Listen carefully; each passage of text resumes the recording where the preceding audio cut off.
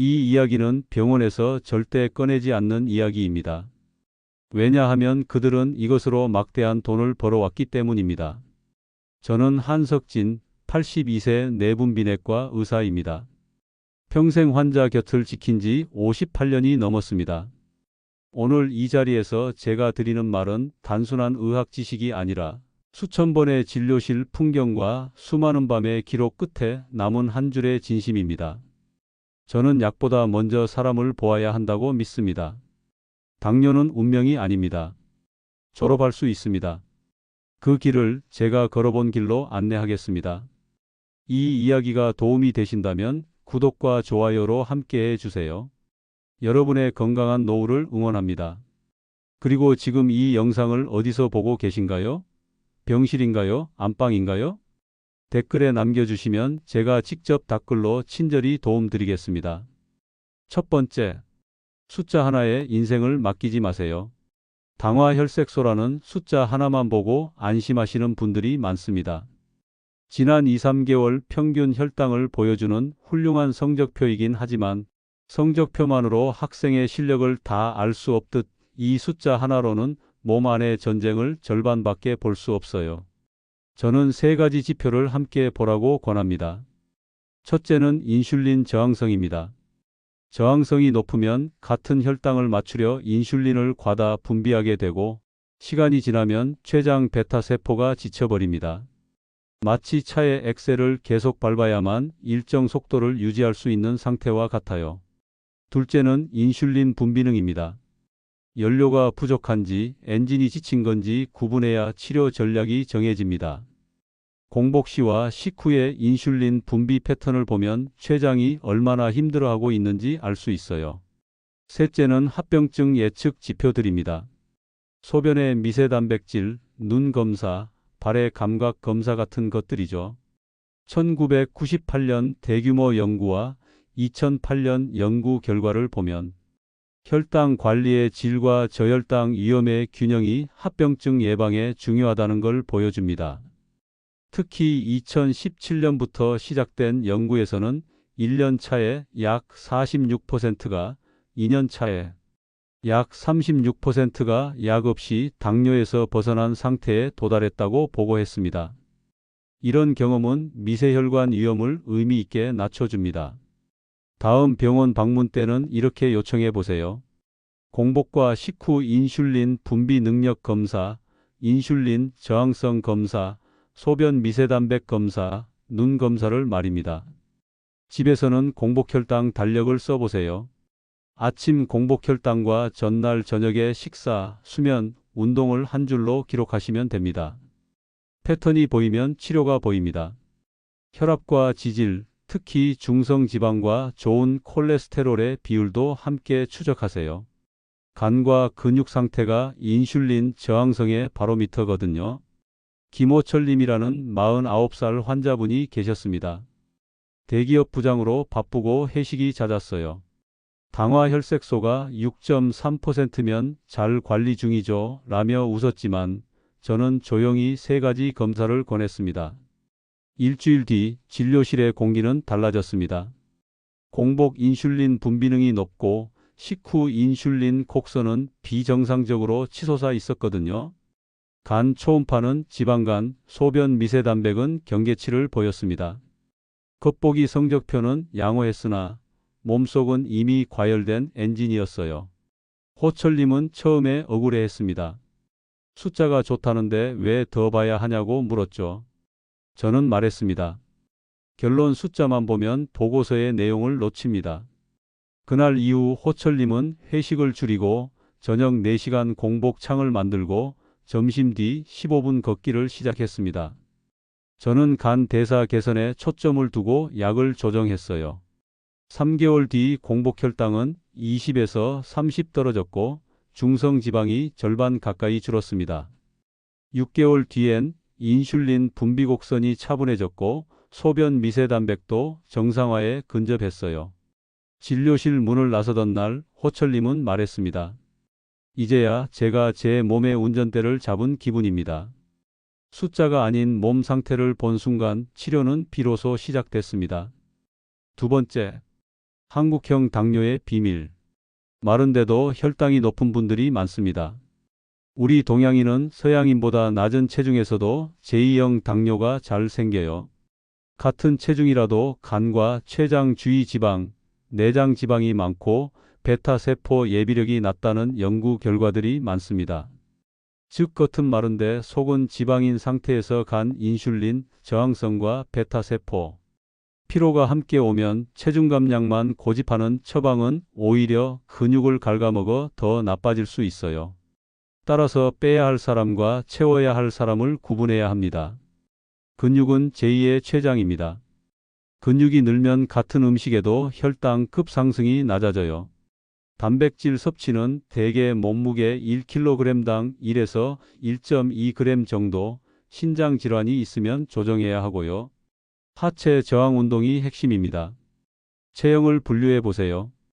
허리둘레, 내장 지방 지표, 간 효소, 중성 지방으로 겉은 마른데 속은 지방인지 확인할 수 있어요. 마른 당뇨형이라면 체중을 2에서 5kg 늘리되 근육으로 채워야 합니다. 아침과 저녁에 단백질을 20에서 30g씩 나누어 드시고 정제하지 않은 탄수화물인 현미, 잡곡, 콩, 채소와 함께 드세요.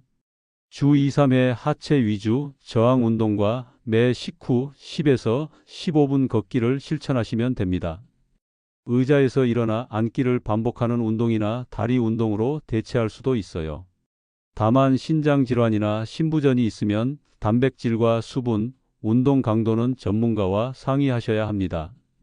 과도한 저탄수화물이나 단식은 베타세포를 더 지치게 할 수 있으니 지속 가능한 것이 기준입니다. 체중계 숫자보다는 허리둘레, 근육량, 중성지방과 좋은 콜레스테롤 비율의 변화를 보세요. 세 번째, 생활 리듬으로 베타세포를 쉬게 하라. 저녁 마지막 한 입 후 취침까지 맑은 물만 4시간. 이것이 췌장을 쉬게 하는 회복 시간입니다. 이른 시간 식사는 인슐린 감수성 개선과 공복혈당 하강에 유익하다는 임상 결과들이 있어요. 하체 근육은 전신 근육의 약 70%입니다. 근육 저장고가 커질수록 식후 포도당이 부드럽게 저장되어 급상승이 완만해져요. 수면은 호르몬의 리셋입니다. 수면이 6시간 아래로 줄면 스트레스 호르몬과 교감신경이 항진되어 새벽 혈당이 튀어오릅니다. 전문기관에서는 주당 150분 이상 유산소 운동과 주 2, 3회 저항 운동을 권고하지만 우리는 완벽보다 루틴을 선택합니다. 저녁과 수면 사이 4시간 공복을 지켜보세요. 과일, 우유, 견과류도 예외 없이 물만 드시면 됩니다. 식후 15분 걷기, 하루 3번이면 45분 운동입니다. 비가 올 땐 집안 계단 오르기로 대체하세요. 의자에서 일어나 앉기를 10회씩 3세트, 무릎 통증이 있으면 벽에 기대어 하는 운동으로 바꾸시면 됩니다. 수면 루틴도 중요해요. 취침 2시간 전에 조명을 낮추고 화면을 끊고 샤워로 체온 하강을 유도하세요. 주 1회 리셋 데이를 만들어 보세요. 야식과 알코올은 제로, 30분 낮 산책, 7시간 반 수면을 확보하는 거예요. 인슐린이나 혈당 강화제를 드시는 분들은 운동이나 금식 시 저혈당을 주의하셔야 합니다. 사탕 같은 당 흡수가 빠른 간식을 휴대하세요. 수면 무호흡증이 의심되면, 즉 콧골이나 주간 졸림이 있으면 검사가 우선입니다. 무호흡 치료만으로도 공복 혈당이 개선되거든요.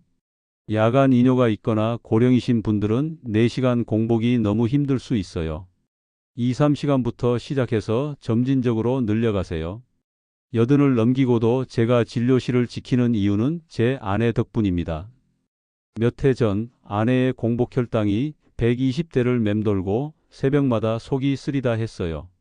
자네가 말한 저녁 공복 4시간 나도 해볼까 하더군요. 그날부터 아내는 저녁을 6시에 마치고 9시에 동네를 20분 걸었습니다. 처음 일주일은 배가 고프다며 제 옆에서 찻잔을 꼭 쥐고 있었어요. 저는 부엌불을 일찍 끄고 따뜻한 허브차를 같이 마셨습니다. 둘째 주 공복 혈당이 110대로 내려왔고 셋째 주에는 깊이 잠들었다며 새벽에 깼던 시간이 사라졌다고 했어요. 한 달 뒤 아내의 공복 혈당은 100 언저리, 속쓰림도 잦아들었습니다. 특별한 약은 없었어요. 다만 식사 순서를 지키고 저녁 4시간 공복과 20분 걷기, 7시간 수면. 이 세 가지를 우리 두 노인이 손을 잡고 지켰을 뿐입니다. 저는 그날 깨달았어요. 의학은 때때로 거창한 기술이 아니라 부부가 함께 불을 일찍 끄고 걷고 자는 생활의 예술이라는 것을요. 그래서 지금도 저는 환자에게 말합니다. 혼자 하지 마십시오. 옆 사람 손을 잡으세요. 생활은 동지가 있을 때 습관이 됩니다. 네 번째, 거꾸로 식사법과 한 입의 순서. 식이섬유가 먼저 위에 들어가면 방어막이 생겨 탄수화물 흡수가 늦어집니다. 2015년 연구에서는 같은 음식이라도 야채, 단백질과 지방, 탄수화물 순서로 먹으면 식후 혈당과 인슐린 분비가 유의하게 낮아진다고 보고했어요. 여기에 정제 탄수화물 최소화를 더하면 절반의 전투는 끝납니다. 설탕, 밀가루, 흰빵, 과자, 라면 같은 것들 말이에요. 고단백, 고섬유, 적정 탄수의 접시를 떠올려 보세요. 접시 절반은 채소, 버섯, 해초류, 4분의 1은 단백질인 생선, 두부, 달걀, 살코기, 나머지 4분의 1은 통곡물이나 잡곡밥입니다. 앉자마자 나물이나 샐러드부터 5분 동안 드시고 그 다음 반찬과 단백질, 마지막에 밥을 절반만 천천히 드세요. 간식은 식이섬유와 단백질 조합으로 하세요. 견과류와 플레인 요거트 같은 걸로요. 장을 볼 때는 라벨을 확인하세요. 설탕, 포도당과당, 말토덱스트린이 앞쪽에 있으면 내려놓으시면 됩니다. 외식할 때는 국물은 3분의 1만, 면은 위에서 건져 젓가락으로 절반만 드세요. 만성 신장 질환이 있으면 단백질 총량과 종류를 의사와 상의하셔야 하고요. 혈당 강화 주사를 맞으시는 분들은 초기에 식사량이 감소해서 영양 불균형이 생길 수 있으니 단백질과 수분을 확보하세요. 슈퍼푸드 하나로 해결되는 병은 없습니다. 꾸준한 순서, 꾸준한 질이 답이에요. 다섯 번째, 데이터가 길을 엽니다. 기록은 가장 값싼 명의입니다. 공복 혈당 달력은 어제의 나와 오늘의 나를 연결해 줍니다. 일주일만 써도 무엇이 혈당을 들쑤시는지 보여요. 가능하다면 2주간 연속 혈당 측정기를 달아보세요. 식사 순서, 걷기 타이밍, 수면이 실시간 그래프로 보이면 행동은 금세 교정됩니다. 2013년 연구에서는 식후 짧은 활동만으로도 식후 혈당이 의미 있게 낮아진다고 보여줬어요. 데이터는 벌점이 아니라 방향표입니다. 달력 양식은 이렇게 만들어 보세요. 아침 공복 혈당, 전날 저녁 마지막 식사 시각, 저녁과 취침 간 공복 시간, 식후 걷기 여부, 취침과 기상 시각, 특이사항을 적으시면 됩니다. 일주일에 한 번 평균과 변동폭을 계산해 보세요. 평균은 내리되 변동폭은 더 빠르게 줄이는 것이 목표입니다. 급상승을 억제하는 거죠. 연속 혈당 측정 14일 테스트를 해보세요. 첫 일주일은 관찰, 둘째 주는 개입으로 식사 순서, 걷기, 수면을 조절해 보세요. 그래프의 변화로 나만의 승리 조합을 찾을 수 있을 거예요. 다만 데이터에 집착해서 불안이 커지면 측정 빈도를 줄이고 주간 리뷰로 바꾸시고요. 연속 혈당 측정기 알람은 밤 수면을 방해하지 않도록 설정을 조정하세요. 수치가 좋아져도 약물 감량은 반드시 의료진과 단계적으로 하셔야 합니다. 오늘 우리는 5가지를 약속했습니다. 첫째, 당화혈색소라는 성적표에만 기대지 말고 인슐린 저항성과 분비능, 합병증 지표로 진짜 몸 상태를 보겠습니다. 둘째, 한국형 당뇨의 핵심인 베타세포 취약성과 겉은 마른데 속은 지방인 상태를 이해하고 누구는 빼고 누구는 채워야 하는지 구분하겠습니다. 셋째, 저녁 4시간 공복, 하체 근력, 수면 7시간이라는 생활 리듬으로 췌장을 쉬게 하겠습니다. 넷째, 섬유질, 단백질, 탄수화물 순서의 거꾸로 식사법으로 식후 급상승을 부드럽게 만들겠습니다. 다섯째, 공복혈당 달력과 가능하면 연속혈당 측정기로 나만의 승리 공식을 찾겠습니다. 저는 평생 환자 곁을 지키며 배웠습니다. 사람의 몸은 숫자가 아니라 삶으로 낳는다는 것을요. 밥상 위에 올리는 한 젓가락의 순서, 저녁불을 일찍 끄는 손끝, 식후 골목을 도는 발걸음, 잠들기 전 서로의 안부를 묻는 목소리. 그 작은 것들이 모여 췌장을 쉬게 하고 간을 가볍게 하며 근육을 키웁니다. 의학은 결국 사람의 기술입니다. 저는 여러분의 손을 꽉 잡고 말하고 싶어요. 당신은 할 수 있습니다. 제 진료실에서 약을 줄이고 기계를 벗어난 수많은 분들이 보여주었거든요. 오늘, 내일, 모레. 단 3일만 해 보십시오. 몸이 대답할 것입니다.